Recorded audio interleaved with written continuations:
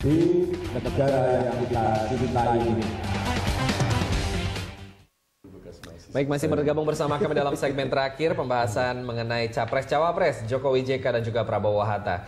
Bergabung, saya akan langsung bertanya kepada Pak Soehardi mengenai tim pemenangan Pilpres sendiri. Strateginya selain yang tadi perang darat, perang udara, apalagi Pak? Perang siluman. Perang siluman itu apa yang kira-kira? Sebetulnya ini adalah sebenarnya kita ini calon-calon pemimpin atau pemimpinnya selalu memberikan teladan dalam kehidupan sehari-hari.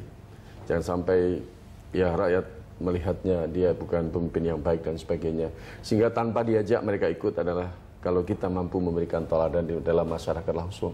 Bagaimana berbuat baik, bagaimana memberikan contoh, bagaimana memakmurkan bangsa, bagaimana menanam pohon supaya kekayaan kita berlipat-lipat dengan 50 juta % per tahun. Ini contoh-contoh itu, kemudian mengembangkan ternak, gitu ya, tidak impor ternak.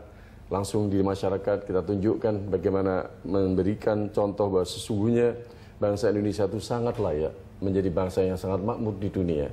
Karena memang mempunyai modal yang sangat besar, yaitu matahari, bumi, dan air kita yang sangat luar biasa yang diberikan Tuhan kepada kita. Itulah satu titik yang terus-menerus kita berikan kepada masyarakat, sehingga mereka yakin bahwa apabila mereka mempunyai pemimpin yang mampu menjadikan bumi kita ini begitu produktif, memberikan perutnya kenyang, memberikan uang banyak, dan memberikan keamanan yang tinggi, maka tentu saja rakyat akan bersimpati. Itu yang ditekankan.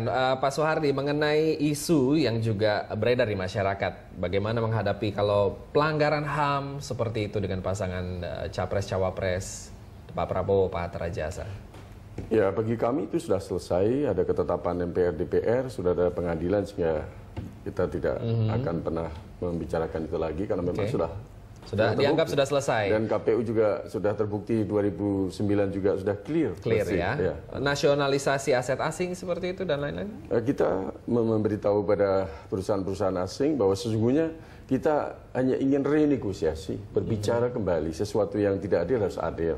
Mereka juga kita beri kesempatan bagaimana kalau investasi di Indonesia itu investasi yang ramah lingkungan, yang tidak menghancurkan gunung, tidak membabat hutan, tidak menghabiskan tamu, tetapi memelihara itu dengan baik sehingga investasi mereka berlangsung dengan sangat baik dan sangat adil. Kita adalah pemilik negeri ini, kan dengan wajarlah kalau kita kepingin jadi majikannya juga. Ya, tetapi ini harus adil. Ya. Harus adil, intinya seperti itu. Nah, Pak Eriko sendiri, isu dominasi JK sebagai Wapres berdasarkan segi usia dan seperti itu, bagaimana menanggapinya? Nah, kalau kami tentunya kan selalu berdasarkan dari aturan yang ada. Kalau kita melihat tidak ada peraturan wakil presiden, tidak ada namanya tanda tangan yang dilakukan oleh wakil presiden. Wakil presiden tentunya menjadi satu bagian dengan presiden.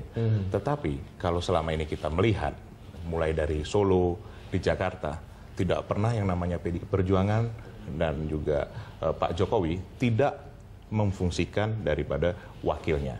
Dan ini juga kita harapkan tentunya bisa saling mengisi nantinya. Kesenioran dari Pak JK tentunya sangat dibutuhkan. Karena bagaimanapun juga untuk ke depan ini tantangannya lebih besar.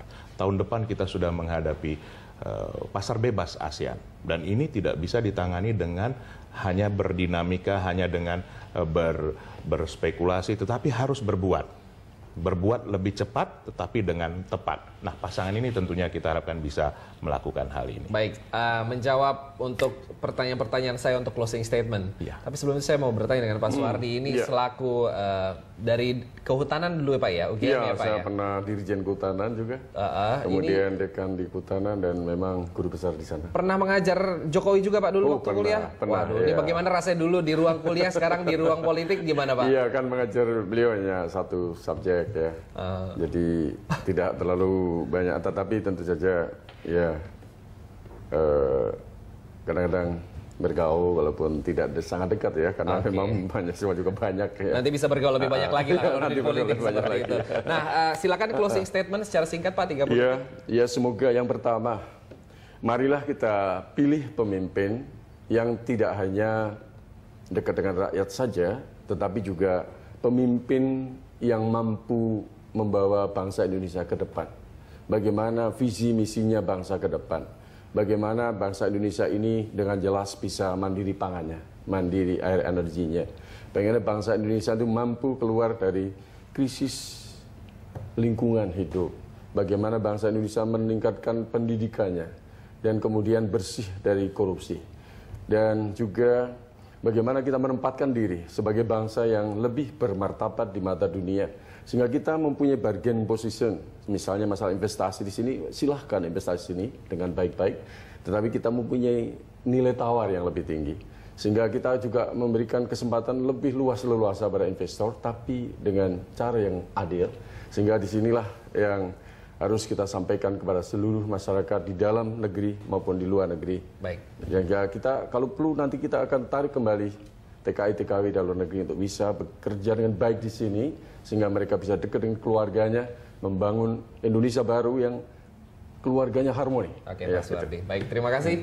Pak Eriko, closing statement singkat Anda. Iya, Mas Christian. Seorang pemimpin adalah seorang guru juga bagi bangsa ini, yang akan menentukan arah ke depan dari bangsa ini.